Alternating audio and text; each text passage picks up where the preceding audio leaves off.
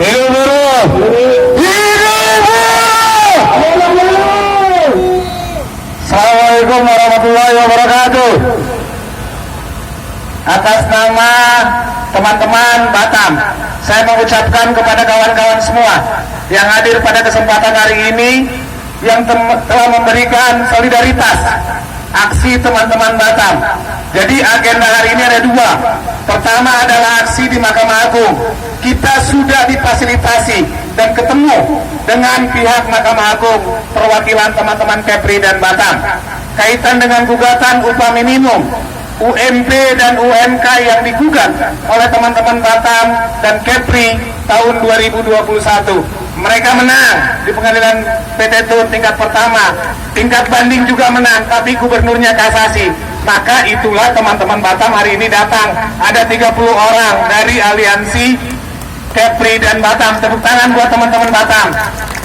Yang kedua adalah agenda nasional, yaitu mengenai rencana revisi Undang-Undang 12 tahun 2011. Tahu nggak undang-undang apa itu?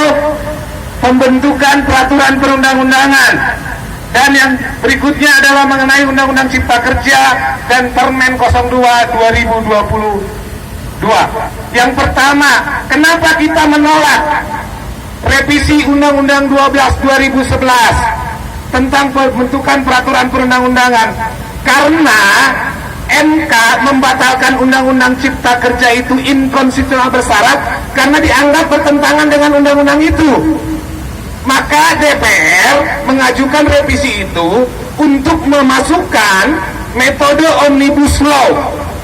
Sedangkan hari ini Undang-Undang 12 itu tidak mengenal ada metode Omnibus Law. Jadi DPR ingin memasukkan metode itu. Maka dengan masuknya metode itu, maka tidak perlu direvisi Undang-Undang 11-nya. Berarti sudah ada cantolan hukumnya. Itulah kenapa kita menolak revisi Undang-Undang 12 tahun 2011. Nah, tadi informasinya Pak Arif sudah sampaikan, belum ada pembahasan mengenai revisi Undang-Undang 12 tahun 2011. Maka sepanjang 12 2011 ini tidak dilakukan revisi, kita ganggu terus selama 2 tahun, maka Undang-Undang Cipta Kerja tersebut akan menjadi cacat permanen secara otomatis.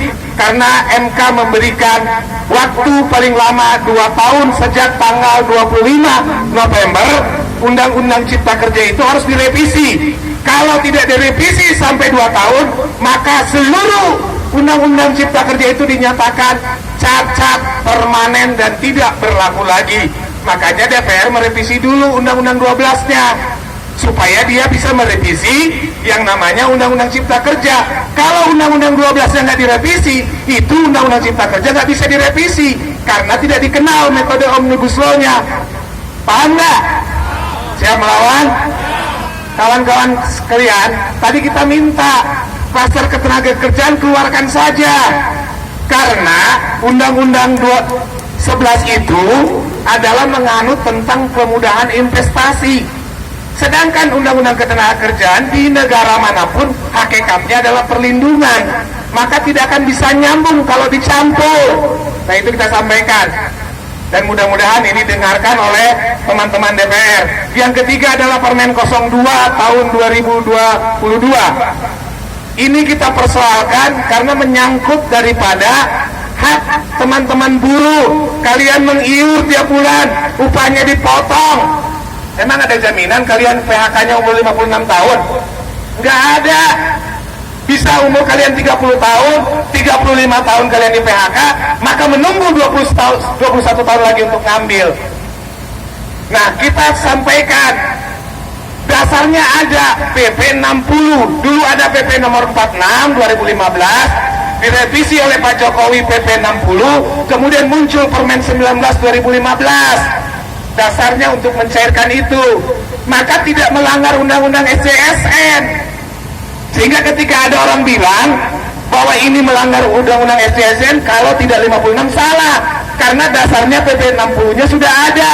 Di PP 60 itu disebutkan peraturan lebih lanjut mengenai manfaat jaminan hari tua diatur oleh Permen. Muncullah Permen 19 tahun 2015 yang pada waktu itu keluar kerja 1 bulan bisa diambil. Menteri merevisi itu, nunggu 56 tahun. Timbul pertanyaan kaum buruh, kenapa menjadi 56 tahun? Apakah BPJS Ketenagakerjaan sedang defisit uangnya? Jangan-jangan uangnya dipakai pindah ibu kota negara lagi. Bisa jadi. Kan bisa aja seperti itu ya. Bisa. Makanya kenapa kita terus mendesak? Bagaimana langkah perjuangannya? Teman-teman di kabupaten kota audiensi dengan kepala cabang masing-masing supaya direkomendasikan ke pusat untuk itu dikembalikan, karena berlakunya adalah tanggal 2 Mei. Tanggal 2 Mei itu sudah lebaran.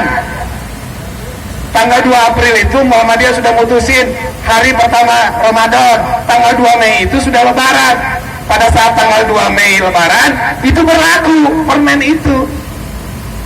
Maka apa sikap kita? Kalau itu tidak dicabut, maka seluruh buruh ambil itu dana JHT, siap nggak? Ya. Bangkrut itu BPJS. Kalau diambil secara bersama-sama, maka akan terjadi gagal bayar. Ketika terjadi gagal bayar, maka itu akan menjadi pidana dan dugaan korupsi oleh KPK, kawan-kawan sekalian. Itu saja yang perlu sampaikan. Terima kasih. Hidup buruh, hidup buruh, hidup buruh. Silakan Pak Darta. Ya, terima kasih Pak Zito dan Pak Arif.